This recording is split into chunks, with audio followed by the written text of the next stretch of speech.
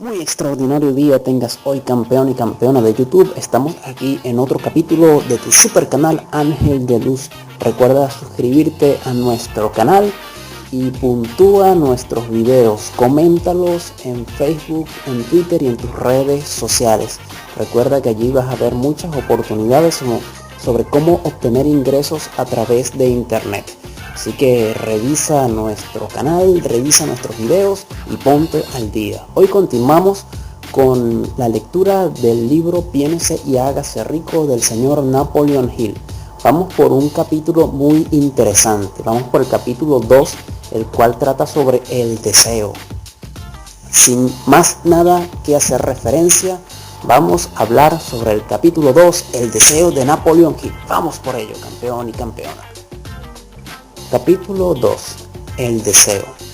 El punto inicial de todo logro. El primer paso hacia la riqueza. Cuando Edwin C. Burns se apeó del tren de carga en Orange, New Jersey, hace más de 50 años, quizá pareciese un vagabundo, pero sus ideas eran las de un rey. Mientras se dirigía desde los rieles del ferrocarril hacia la oficina de Thomas Alva Edison, su cerebro trabajaba sin parar. Se veía a sí mismo de pie en presencia de Edison. Se oía pidiéndole a Edison la oportunidad de llevar a cabo la única obsesión imperiosa de su vida, el deseo ardiente de llegar a ser socio en los negocios del gran inventor. El deseo de Burns no era una esperanza, no eran ganas, era un deseo vehemente, palpitante que lo trascendía todo, era definido. Algunos años después, Edwin C. Burns volvió a pararse frente a Edison en la misma oficina en que se había encontrado por primera vez con el inventor. En esta ocasión, el deseo se había convertido en realidad. Era socio de Edison. El sueño dominante de su vida se había vuelto realidad. Burns tuvo éxito porque eligió un objetivo definido y puso toda su energía, toda su fuerza de voluntad, todos sus esfuerzos, todo en pos de ese objetivo. El hombre que quemó sus naves. Pasaron 5 años antes de que apareciera la oportunidad que había estado buscando. Para todos, excepto para él, solo parecía una parte más del engranaje de los negocios de Edison. Pero en su interior, él fue el socio de Edison cada minuto del día desde el primero en que empezó a trabajar allí. Es una ejemplificación notable del poder de un deseo definido. Burns consiguió su objetivo porque deseaba ser socio de Edison más que ninguna otra cosa. Creó un plan con el que alcanzar su propósito, pero quemó todas sus naves tras de sí. Se mantuvo firme en su deseo hasta que éste se convirtió en la obstinación obsesiva de su vida y finalmente en un hecho. Cuando viajó a Orange, no se dijo a sí mismo: trataré de convencer a Edison de que me dé algún tipo de trabajo. Si no, voy a ver a Edison para explicarle que he venido a hacer negocios con él. No se dijo: estaré alerta ante cualquier otra oportunidad en caso de que no consiga lo que quiero en la organización de Edison. Si no, no hay más que una cosa en este mundo que estoy decidido a conseguir, y es asociarme con Edison en sus negocios. Quemaré todas las naves tras de mí y apostaré mi futuro a mi capacidad para conseguir lo que quiero. No se planteó en ningún momento retroceder, tenía que triunfar o morir. Esa es toda la historia del éxito de Burns. El incentivo que conduce a la riqueza. Hace mucho tiempo, un gran guerrero afrontó una situación que requería de él una decisión que garantizara su éxito en el campo de batalla. Iba a enviar sus tropas contra un enemigo poderoso, cuyos hombres superaban a los suyos en número. Embarcó a los soldados, navegó hacia el país enemigo, desembarcó soldados y equipos y dio la orden de quemar las naves que los habían llevado hasta allí. Al dirigirse a sus hombres antes de la primera batalla dijo: ved cómo los barcos se convierten en humo. Eso significa que no podremos dejar estas playas vivos a menos que ganemos. Ahora no tenemos otra opción, venceremos o moriremos. Vencieron. Cada persona que vence en cualquier empresa debe estar dispuesta a quemar sus naves y eliminar todas las posibilidades de dar marcha atrás. Solo así puede tener la seguridad de mantener ese estado mental conocido como deseo ardiente de ganar, esencial para el éxito. La mañana siguiente al gran incendio de Chicago, un grupo de comerciantes se quedó de pie en State Street, observando los restos humeantes de lo que habían sido sus tiendas. Organizaron una reunión para decidir si tratarían de reconstruirla o abandonarían Chicago para volver a empezar en algún lugar del país más prometedor. Llegaron a una decisión, todos menos uno: abandonar Chicago. El comerciante que decidió quedarse y reconstruir su negocio señaló con el dedo los restos de su tienda y dijo: caballeros, en este mismo sitio construiré la tienda más grande del mundo, no importa las veces que pueda quemarse. Eso fue hace casi un siglo. La tienda fue construida, todavía sigue en pie, una torre, un monumento al poder de ese estado mental conocido como deseo ardiente. Lo más sencillo que Marshall Field podría haber hecho era imitar a sus colegas, cuando las perspectivas se mostraban difíciles y el futuro parecía funesto. Se retiraron a donde las cosas pareciesen más fáciles. Fíjese bien en la diferencia entre Marshall Field y los demás comerciantes, porque es la misma diferencia que distingue a casi todos los que tienen éxito de aquellos que fracasan. Todo ser humano que alcanza la edad de comprender la razón de ser del dinero quiere dinero.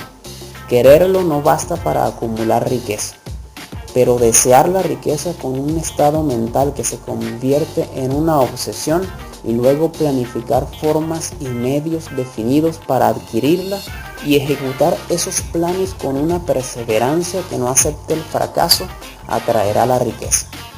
6 maneras de convertir el deseo en oro. El método por el que el deseo de riqueza se puede transmutar en su equivalente monetario consiste en 6 pasos prácticos y definidos, que son los siguientes. Primero, determine la cantidad exacta de dinero que desea. No basta con decir quiero mucho dinero. Sea definitivo en cuanto a la cantidad. Hay una razón psicológica para esta precisión que describiremos en un capítulo próximo. Segundo, determine con exactitud lo que se propone dar a cambio de dinero que desea. No se recibe algo por nada. Tercero, establezca un plazo determinado en el que se propone poseer el dinero que desea. Cuarto, cree un plan preciso para llevar a cabo su deseo y empiece de inmediato, sin que importe si se haya preparado o no a poner el plan en acción. Quinto, escriba un enunciado claro y conciso de la cantidad de dinero que se propone conseguir. Apunte el tiempo límite para esta adquisición. Aclare lo que se propone dar a cambio del dinero y describa con exactitud el plan mediante el que se propone formularlo. Sexto, lea su memorándum en voz alta, 2 veces al día, una vez antes de acostarse y otra al levantarse. Mientras lee, vea, sienta y piénsese ya en posesión del dinero. Es importante que siga las instrucciones descritas en estos 6 pasos. En especial observe y siga las instrucciones del 6º paso. Tal vez se queje de que le resulta imposible verse en posesión del dinero antes de tenerlo realmente. Aquí es donde el deseo ardiente acudirá en su ayuda. Si usted realmente desea el dinero con tanta vehemencia que su deseo se ha convertido en una obsesión, no tendrá dificultad en convencerse de que lo adquirirá. El caso es desear el dinero y llegar a estar tan determinado a poseerlo que se convenza de que lo tendrá. ¿Puede imaginarse que es usted millonario? Para el no iniciado que no se ha educado en los principios fundamentales de la mente humana, quizá estas instrucciones parezcan poco prácticas. Para quienes no consigan reconocer la validez de estos 6 puntos, puede ser útil saber que la información que difunden fue revelada por Andrew Carnegie, el cual empezó como un obrero común en la siderúrgica, pero se las arregló pese a sus humildes comienzos para que estos principios le rindieran una fortuna de más de $100 millones. Como ayuda adicional, quizá les sirva saber que los 6 puntos recomendados aquí fueron cuidadosamente estudiados por el extinto Thomas Alva Edison, que puso su sello de aprobación en ellos por ser esenciales no solo para la acumulación de dinero, sino para la consecución de cualquier objetivo. Estos pasos no requieren trabajo duro, tampoco sacrificio, no exigen que uno se vuelva ridículo ni crédulo. Para utilizarlos no hace falta educación superior, pero la aplicación eficaz de estos 6 pasos exige la suficiente imaginación que nos permita ver y comprender que la acumulación de dinero no se puede dejar al azar, a la buena suerte o al destino. Uno debe darse cuenta de que todos los que han acumulado grandes fortunas primero han soñado, deseado, anhelado, pensado y planificado antes de haber adquirido el dinero. Llegados a este punto, usted sabrá también que nunca tendrá riquezas en grandes cantidades a menos que pueda llegar a ser la viva expresión del deseo ardiente por el dinero y que realmente crea que lo poseerá. El poder de los grandes sueños. A quienes nos encontramos en esta carrera hacia la riqueza, debe animarnos a ver que este mundo cambiante exige nuevas ideas, nuevas maneras de hacer las cosas, nuevos líderes, nuevos inventos, nuevos métodos de enseñanza, nuevos métodos de venta, nuevos libros, nueva literatura, nuevos programas de televisión, nuevas ideas para el cine. Tras toda esta demanda de cosas nuevas y mejores, hay cualidad que uno debe poseer para ganar, y es la definición del propósito, el conocimiento exacto de lo que uno quiere y un deseo ardiente de poseerlo. Los que deseamos acumular riqueza debemos recordar que los verdaderos líderes del mundo han sido siempre hombres que han sabido dominar para su uso práctico las fuerzas invisibles e intangibles de la oportunidad que está por surgir y han convertido esas fuerzas o impulsos de pensamiento en rascacielos, fábricas, aviones, automóviles y toda forma de recurso que hace la vida más placentera. Al planear la adquisición de su porción de riqueza, no se dejen influir por quienes menosprecien sus sueños. Para lograr grandes ganancias en este mundo cambiante, uno debe captar el espíritu de los grandes pioneros del pasado, cuyos sueños le han dado a la civilización todo lo que tiene de valioso. El espíritu que infunde energía en nuestro propio país, en las oportunidades de usted y en las mías para alimentar y vender nuestro talento. Si lo que usted quiere hacer está bien y usted cree en ello, adelante, hágalo. Lleve a cabo sus sueños y no haga caso de lo que los demás puedan decir si usted se topa en algún momento con dificultades, ya que tal vez los demás no sepan que cuando fracaso lleva consigo la semilla de un éxito equivalente. Thomas Edison soñaba con una lámpara que funcionara con electricidad. Empezó a poner su sueño en acción y pese a sus más de 10.000 fracasos, mantuvo su sueño hasta que lo convirtió en una realidad física. Los soñadores prácticos no abandonan. Mielan, que soñaban con una cadena de tiendas de cigarro, transformó su sueño en acción. Y ahora las United Cigar Stores ocupan algunas de las mejores esquinas de las ciudades estadounidenses. Los hermanos Wright soñaron con una máquina que surcara el cielo. Ahora podemos ver en todo el mundo que sus sueños se han cumplido. Marconi soñaba con un sistema para dominar las intangibles fuerzas del éter. Las pruebas de que no soñaba en vano podemos encontrarlas en cada aparato de radio y de televisión que hay en el mundo. Quizá le interese saber que los amigos de Marconi lo pusieron bajo custodia y fue examinado en un hospital para psicópatas cuando anunció que había descubierto un principio mediante el cual podría enviar mensajes a través del aire, sin la ayuda de cables ni ningún otro medio físico de comunicación. A los soñadores de hoy en día les va mejor. El mundo está lleno de una abundancia de oportunidades que los soñadores del pasado jamás conocieron. ¿Cómo hacer que los sueños se desplieguen de la plataforma de lanzamiento? Un deseo ardiente de ser y de hacer es el punto inicial desde el que el soñador debe lanzarse. Los sueños no están hechos de indiferencia, pereza ni falta de ambición.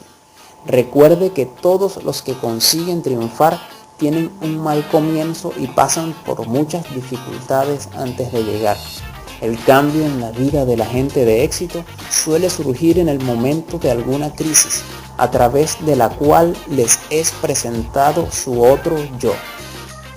John Bunyan escribió Pilgrim's Progress, o Progreso de los Peregrinos, que se cuenta entre lo mejor de la literatura inglesa. Después de haber estado confinado en prisión y haber sido duramente castigado a causa de sus ideas sobre la religión, D. Henry escribió El genio que dormía en su interior después de haber conocido grandes infortunios, y estuvo encarcelado en Columbus, Ohio, forzado a través de la desgracia a conocer a su otro yo y a usar su imaginación. Descubrió que era un gran autor en vez de un criminal despreciable. Charles Dickens empezó pegando etiquetas en latas de betún. La tragedia de su primer amor penetró las profundidades de su alma para convertirlo en uno de los más grandiosos autores del mundo. Esa tragedia produjo primero David Copperfield y luego una sucesión de obras que hacen un mundo mejor y más rico a todo el que lee sus libros. Helen Keller se quedó sorda, muda y ciega después de nacer. Pese a su terrible desgracia, ha escrito su nombre con letras indelebles en las páginas de la historia de los grandes. Toda su vida ha sido la demostración de que nadie está derrotado mientras no acepte la derrota como una realidad. Robert Burns era un campesino analfabeto, sufrió la maldición de la pobreza y creció para ser un borracho. El mundo fue mejor gracias a su vida porque visitó las prendas hermosas, sus pensamientos poéticos, y por tanto arrancó su espino para plantar un rosal en su lugar. Beethoven era sordo y Milton ciego, pero sus nombres perdurarán en el tiempo porque soñaron y tradujeron sus sueños en las ideas organizadas.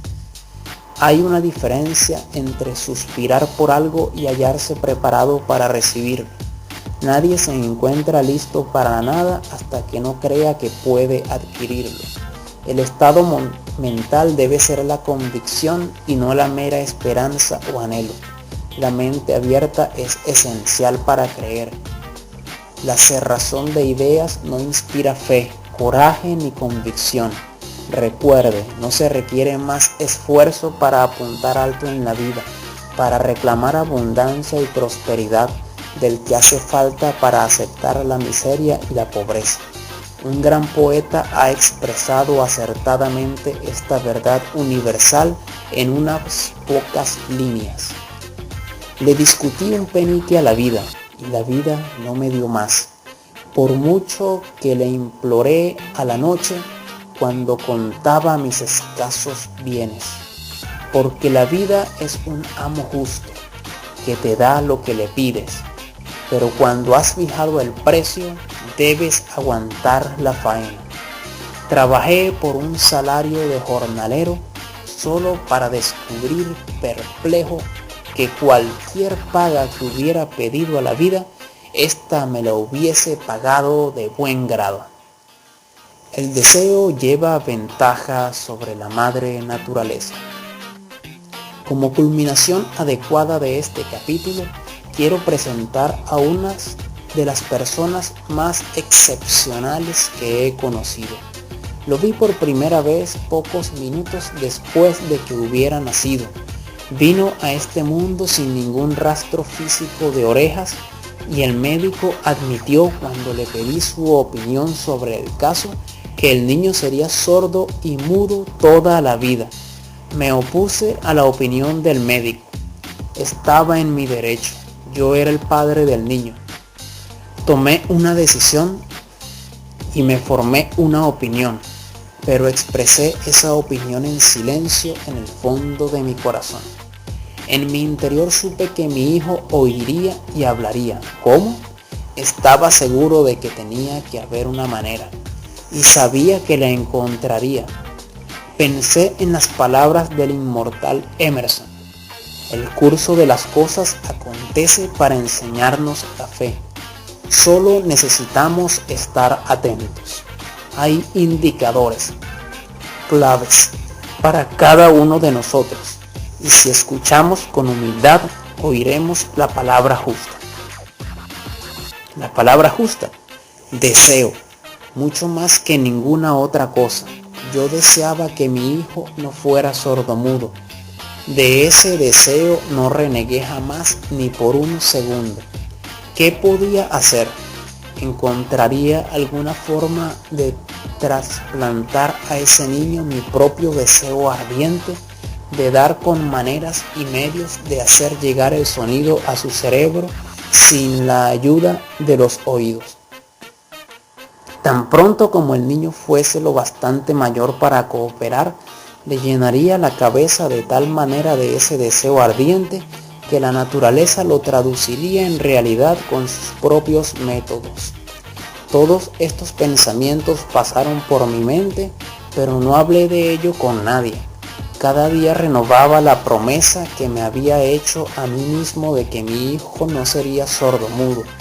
Cuando creció y empezó a percibir las cosas que lo rodeaban, notamos que mostraba débiles indicios de que oía. Cuando alcanzó la edad de que los niños suelen empezar a emitir palabras, no hizo intento alguno de hablar, pero de sus actos podíamos deducir que percibía ciertos sonidos. Eso era todo lo que yo quería saber. Estaba convencido de que si podía oír, aunque fuese débilmente, sería capaz de desarrollar una capacidad auditiva. Entonces sucedió algo que me llenó de esperanza. Surgió de algo totalmente inesperado. Un accidente que cambió una vida. Compramos un fonógrafo. Cuando el niño oyó la música por primera vez, entró en éxtasis. Muy pronto se apropió del aparato. En una ocasión estuvo poniendo un disco una y otra vez durante casi 2 horas, de pie delante del fonógrafo, mordiendo un borde de la caja.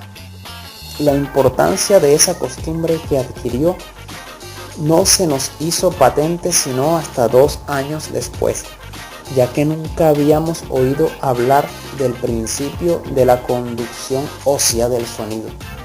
Poco después de que se apropiase del fonógrafo, descubrí que podía oírme con claridad cuando le hablaba con los labios junto a su hueso mastoideo en la base del cráneo. Una vez hube descubierto que podía oír perfectamente el sonido de mi voz, empecé de inmediato a transferirle mi deseo de que oyese y hablase.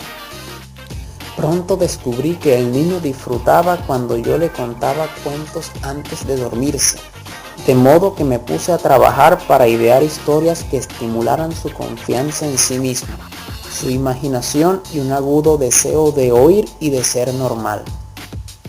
Había un cuento en particular en el que yo hacía hincapié dándole un renovado matiz dramático cada vez que se lo contaba.